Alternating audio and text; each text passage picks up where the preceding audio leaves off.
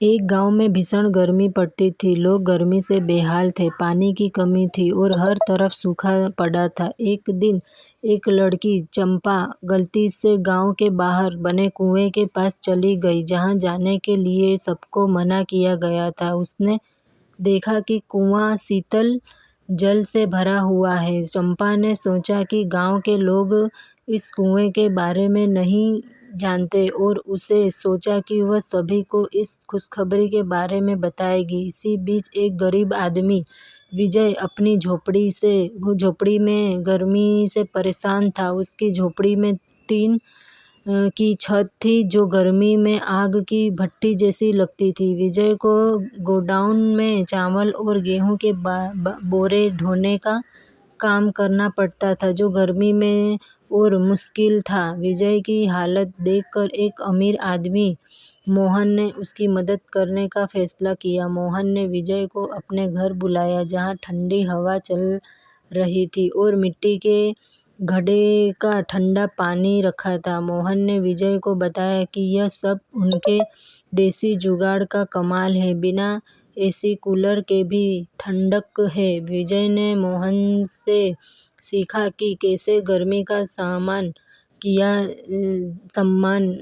सामना किया जा सकता है और उसने भी अपने घर में कुछ देसी जुगाड़ किए। इस कहानी से हमें यह सीख मिलती है कि गर्मी के मौसम में हमें एक दूसरे की मदद करनी चाहिए और मुश्किल समय में धैर्य रखना चाहिए। एक समय की बात है, गर्मियों के दिनों में एक चींटी बहुत प्यासी थी और वो अपनी प्यास बुझाने के लिए पानी की तलाश कर रही थी। कुछ देर आसपास तलाश करने के बाद वह एक नदी के पास पहुंची। सामने पानी था, लेकिन पानी पीने के लिए वह सीधे नदी में नहीं जा सकती थी। इसलिए वह एक छोटे से पत्थर के ऊपर चढ़ गई, लेकिन जैसे ही उसने पानी पीने की कोशिश की, वह गिर कर नदी में जा गिरी। उसी नदी के किनारे एक पेड़ था, जिसकी टहनी पर एक कबूतर बैठा था। उसने चींटी को पानी में गिरते हुए देख लिया। कबूतर को उस पर तरस आया और उसने चींटी को बचाने की कोशिश की। कबूतर ने तेजी से पेड़ से एक पत्ता तोड़कर नदी में संघर्ष कर रही चींटी के पास फेंक दिया। चींटी उस पत्ते के पास पहुंची और उस पत्ते में चढ़ गई। थोड़ी देर बाद पत्ता तैरता हुआ नदी किनारे सूखे आ गया। चींटी ने पत्ते में से छलांग लगाई और नीचे उतर गई। चींटी ने पेड़ की तरफ देखा और कबूतर को उसकी जान बचाने के लिए धन्यवाद किया। इस घटना के कुछ दिनों बाद एक दिन एक शिकारी उस नदी किनारे पहुंचा और उस कबूतर के घोंसले के नजदीक ही उसने जाल लगा दिया और उसमें दाना डाल दिया। वह थोड़ी ही दूर जाकर छुप गया और उम्मीद करने लगा कि वह कबूतर को पकड़ लेगा। कबूतर ने जैसे ही जमीन में दाना देखा, वह उसे खाने के लिए नीचे आया और शिकारी के जाल में फंस गया। वो चींटी वहीं पास में थी और उसने कबूतर को जाल में फंसा हुआ देख लिया। कबूतर उस जाल में से निकलने में असमर्थ रहा। शिकारी ने कबूतर का जाल पकड़ा और चलने लगा। तभी चींटी ने कबूतर की जान बचाने की सोची और उसने तेजी से जाकर शिकारी के पैर में जोर से काट लिया। तेज दर्द के कारण शिकारी ने उस जाल को छोड़ दिया और अपने पैर को देखने लगा। कबूतर को जाल से निकालने का यह मौका मिल गया और वह तेजी से जाल से निकल कर उड़ गया। सीख कर भला हो भला। हम जब भी दूसरों का भला करते हैं तो उसका फल हमें जरूर मिलता है। कबूतर ने चींटी की मदद की थी और उसी मदद के फलस्वरूप मुश्किल समय में चींटी ने कबूतर की जान बचाई। इसलिए कभी भी किसी की सहायता करने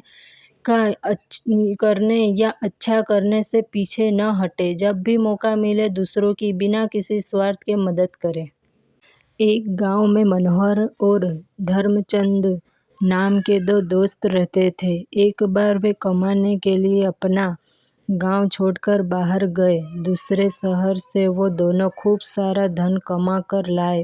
उन्होंने सोचा कि इतना सारा धन घर में रखेंगे तो खतरा हो सकता है, बेहतर होगा कि इसे घर में न रख कर कहीं और रख दे। इसलिए उन्होंने उस धन को नीम के पेड़ की जड़ में गड्ढा खोदकर दबा दिया। दोनों में यह भी समझौता हुआ कि जब भी धन निकालना होगा साथ साथ आकर निकाल लेंगे। मनोहर बेहद भोला और नेक दिल इंसान था, जबकि धर्मचंद बेईमान था। वह दूसरे दिन चुपके से आकर धन निकाल कर ले गया। उसके बाद वह मनोहर के पास आया और बोला कि चलो कुछ धन निकाल लाते हैं। दोनों मित्र पेड़ के पास आए तो देखा कि धन गायब है।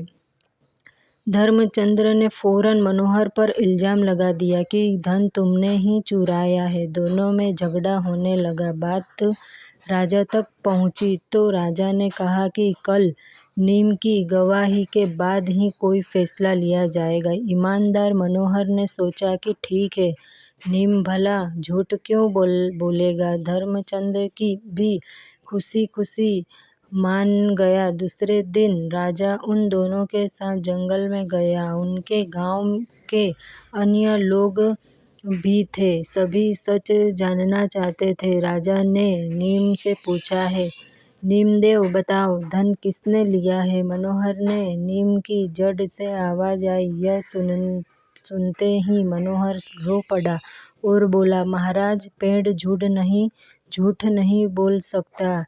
इसमें जरूर किसी की कोई चाल है, कुछ धोखा है। राजा ने पूछा, कैसी चाल।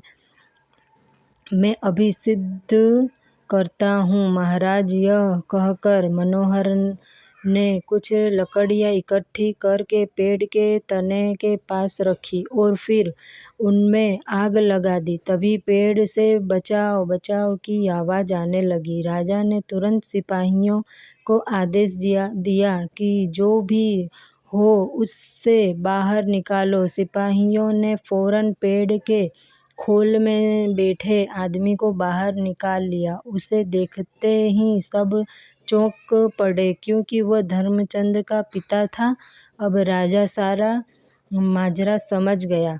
उसने पिता पुत्र को जेल में डलवा दिया और उसके घर से धन जब्त करके मनोहर को दे दिया। साथ ही उसकी ईमानदारी सिद्ध होने पर और भी बहुत सा इनाम व धन दिया।